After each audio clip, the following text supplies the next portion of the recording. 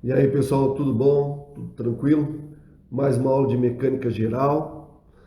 Antes de mais nada, antes de começar a aula, inscreva-se no canal, dê um like, curtam, deixe seus comentários, eu agradeço. Então, essa aula de mecânica geral, a gente vai trabalhar com o equilíbrio de um corpo rígido. E o equilíbrio de um corpo rígido envolve conceitos vistos em mecânica geral, tais como toda a parte vetorial, então produto escalar, produto vetorial, a parte momento de uma força e assim por diante. Então, vamos trabalhar. A primeira coisa, então, o que a gente imagina quando a gente começa a falar em condições de equilíbrio de um corpo rígido?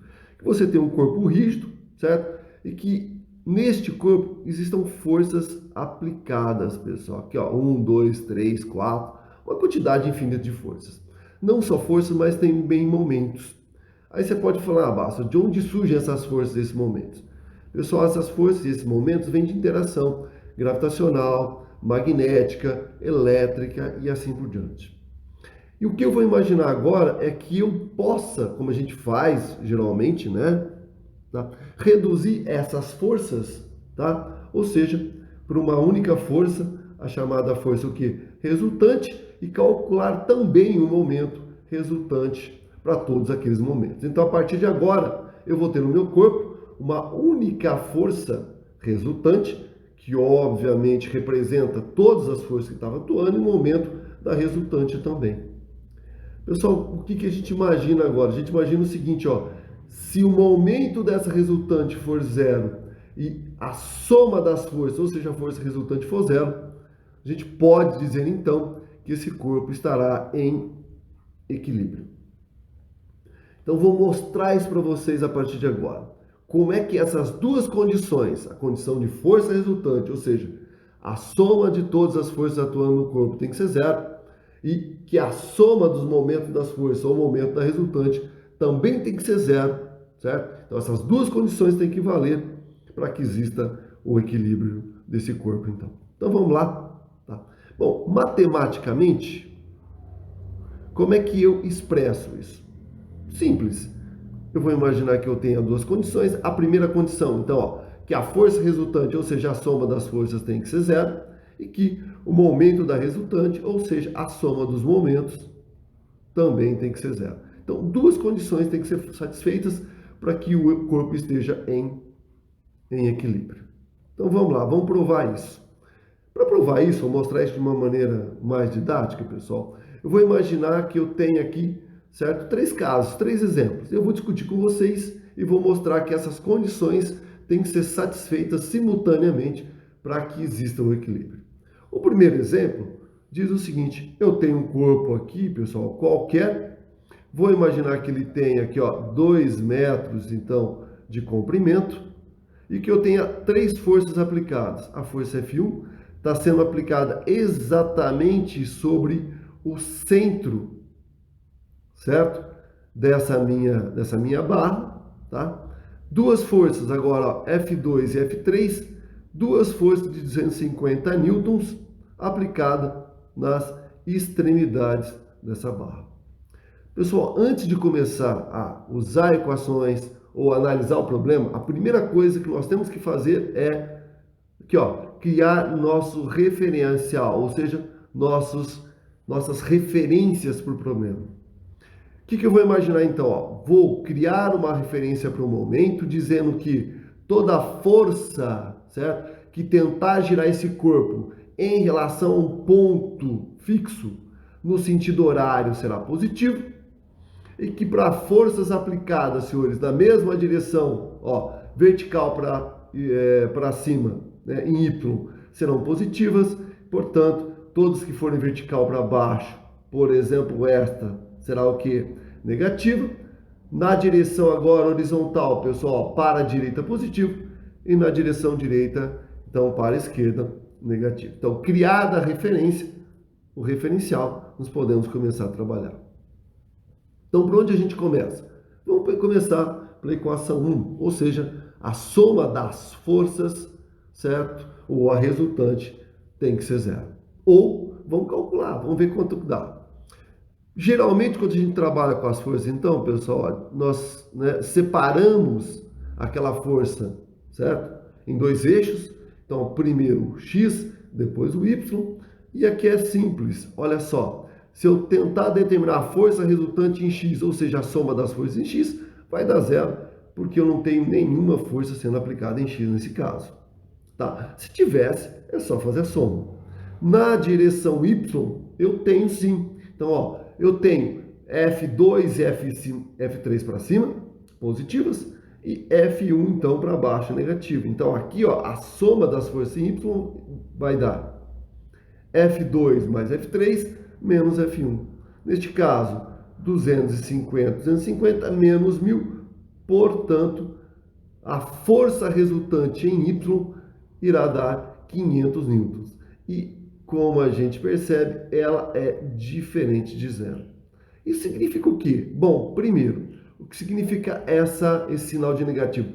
Quer dizer que minha força é negativa? Não, certo? Significa somente que ela terá o quê? Sentido contrário ao meu eixo Y escolhido.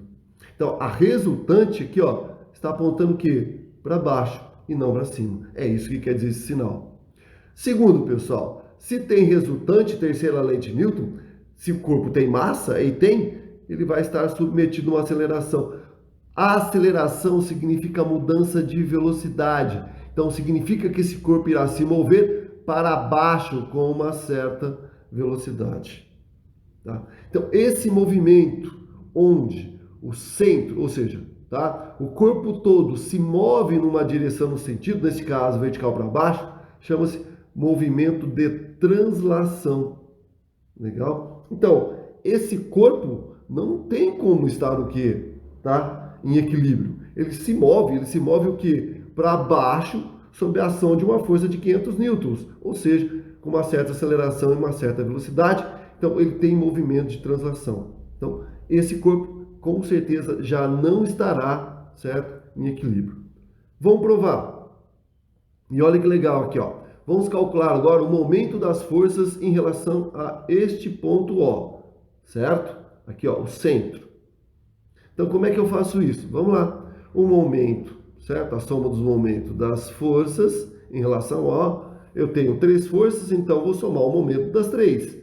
O momento de F1, o momento de F1, F2 e o momento de F3. Está aqui. O momento de F1 vai ser o valor de F1, que é 1000, o braço de alavanca, certo? Senhores, essa força está sendo aplicada exatamente sobre O. Se é sobre O, a distância é zero, então M1 vai dar zero. O momento de M2, ó, é o valor da força, o braço de alavanca de 2, que vai de quem? Do O até a força F2. Se o meu corpo todo tem 2 metros, esse braço aqui, ó, irá ter somente 1 metro. Está aqui, positivo. Outra coisa, pessoal, ó, em relação ao O, essa força vai tentar girar esse corpo no sentido também horário, no meu sentido escolhido, portanto será positivo. 3, a mesma coisa, ó, 250, de O até a força, o braço de alavanca, né? Chamar isso aqui de B3, certo? O braço de alavanca, 1 metro, tá aqui. Só que tem um problema, né? Ela vai tentar girar agora no sentido que anti-horário, então negativo. Então, se eu fizer a soma das forças, ou o momento da resultante, vai ser 0 para o primeiro termo, 250 menos 50 que dá 0. Então, você fala, então esse corpo, nesse caso, não vai rodar em torno do ponto O. Sim. Então, ele não tem movimento de rotação. Legal? Então, eu concordo com vocês. Só que ele tem movimento de quem? De translação. Então, mesmo ele não rodando, ele vai transladar. Então, não estará em equilíbrio estático. Um outro exemplo, pessoal, o exemplo 2. Eu imaginei agora que uma roda, por exemplo, certo? De 2 metros de raio, de diâmetro. Então, o raio tem 1 metro e 2 forças aplicadas nesses pontos aqui que eu posso chamar, por exemplo, de A e B, certo? Essa força F1 é horizontal para a direita e vale 200 newtons. A força F2 horizontal para a esquerda e também vale 200 newtons. Então, ó, criando as referências, momento, olha só, no sentido horário positivo, y positivo para cima, x positivo para a direita. Então vamos lá, aplicar as condições. Primeira, força resultante em x. Nós temos força em x? Temos. F1 e F2. Está aqui, ó, F1 e F2. Só que nesse caso, olha comigo, ó, esse 200, ela tem a mesma direção, o mesmo sentido do meu eixo, então é positivo. Só que F2, ela tem a mesma direção, só que sentido contrário, então ela será o quê? Negativa. 200 menos 200, 0. Nós temos forças aplicadas em y, senhores? Não, não temos. Então é 0. Então você fala, nossa, quer dizer que a força resultante neste caso, ou a resultante das forças, será nulo? Sim. Mas olha comigo. Ah, então legal, Bácio, né? Então a resultante é 0, então meu corpo estará em equilíbrio. Calma. O que eu posso dizer até agora é que, se isso é verdade, o corpo não terá movimento de translação, certo? Mas eu não sei se ele gira ou não. Tá? Então vamos lá, vamos ver se ele gira ou não. Pessoal, vou calcular a soma dos momentos das forças em relação a O. Eu tenho duas forças, então vai ser o momento de F1 em relação a O, mais o momento de F2 em relação a O. O momento de F1, 200. O braço é esse daqui, né, que eu vou chamar de B1, que vale 1 metro. Tá? E o legal, essa força vai tentar girar o corpo no sentido horário, então, positivo. Se eu pegar um momento de 2, tem que tomar cuidado, porque ela também vale 2, o momento B2 também vale 1, só que tem um problema, né? Ela vai tentar girar esse corpo no sentido que? Horário, então também positivo. Então, quando eu fizer a soma dos momentos, isso dá 200 mais 200 e dá 400, isso não dá 0. Então, esse corpo vai girar em torno do ponto O? Com certeza, certo? Vai girar e vai girar no sentido horário ainda. Então, esse corpo está em equilíbrio? Não.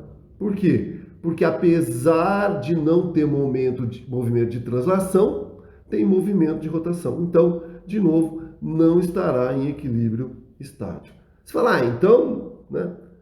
Quando isso vai acontecer? Olha, quando a soma das forças ou a força resultante é 0 e a soma dos momentos ou o momento do resultante é 0. Que é isso que eu vou mostrar nesse terceiro exemplo. O que eu mudei aqui, pessoal? Só o valor das forças F2 e F3, tá? O restante, F1 continua valendo 1000. Olha, os meus referenciais, né? As minhas referências continuam iguais, as distâncias iguais. Então vamos lá. Quando eu aplicar agora as condições, né? Vamos lá. A primeira, soma das forças ou a força resultante sendo igual a 0. Em X não tem força aplicada, perfeito, é 0. Em Y, você vai ter a soma de quem? De F2 mais F3, e eu tenho que subtrair F1 porque ele está no sentido contrário à minha referência. 500 mais 500, que na verdade me dá 1000. Se eu subtrair de 1000, isso dá 0. Então, olha que legal. Aqui, a soma das forças ou a força resultante realmente dá 0. Então, eu não terei movimento de translação. Legal, perfeito. Se eu fizer a soma, o cálculo dos momentos, pessoal, vocês vão ver que também dará o quê? 0. Então, também não haverá movimento de quem? De rotação. Agora sim, não tem movimento de translação, ok? Não tem movimento de rotação, ok? Portanto, equilíbrio estático. Então, essas duas condições têm que ser satisfeitas simultaneamente. Então, a partir do momento, certo? Que eu tenha as duas condições satisfeitas, eu posso jurar que esse corpo está em equilíbrio estático. Legal? Pessoal, continuando, né? Como é que, na verdade, eu falei em forças e momentos, né? Então, um tipo de força que a gente vai trabalhar muito aqui em equilíbrio estático são as chamadas reações de apoio. O que seriam forças de reação de apoio? Então, ó, tipos de reações que ocorrem com apoio. Toda vez que eu tenho um corpo apoiado, eu tenho uma força de reação. Para mostrar isso para vocês, eu vou usar um exemplo bem legal aqui, ó, que a maioria de vocês está acostumado, né? A gente vê ensino médio, que é a força normal. Então vamos lá, ó. Vamos supor que eu tenho o seguinte. Primeiro, eu tenho um corpo A de massa M, certo? Apoiado sobre o piso, o chão, que eu vou chamar de corpo B. Então vamos começar, na verdade, simplesmente, né, dizendo quais são as forças que atuam em cada corpo. Pessoal, se o corpo A tem massa, ele terá, certo, peso. Então, o peso é referente ao corpo A, ele está atuando no corpo A. Só que olha comigo aqui, ó. Aqui existe contato, certo? Existe apoio. Então aqui, ó, esse corpo A está apoiado em B. Então o que acontece? Como tem apoio, essa força peso vai comprimir o chão com uma força que a gente chama de, aqui, ó, certo? Tá? A força que A aplica em B. Então o que acontece? Devido ao peso, esse corpo comprime o chão, gerando no chão ou no piso uma força. Então essa é a força que A aplica em B. Agora comigo, certo? Se eu empurrar alguma coisa, uma parede, a parede também vai me empurrar. Então, em reação, o piso aplica uma força ao corpo, que a gente chama de corpo AB.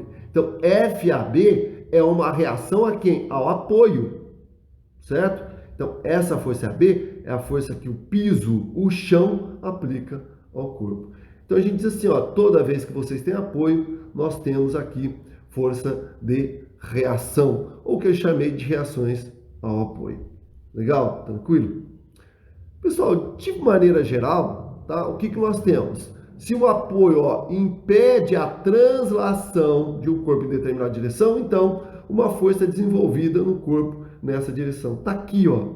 Tá? Esse apoio impede o movimento nessa direção aqui, pessoal, ó, na direção Y. Então, uma força será desenvolvida nesse corpo. Tá? Uma força de reação será desenvolvida no corpo. Se a rotação, então agora a rotação também impedir, então também haverá um momento, né, sobre esse corpo. Vou mostrar isso adiante. Vou mostrar aqui, né, mais um exemplo para a gente entender legal essas reações de apoio.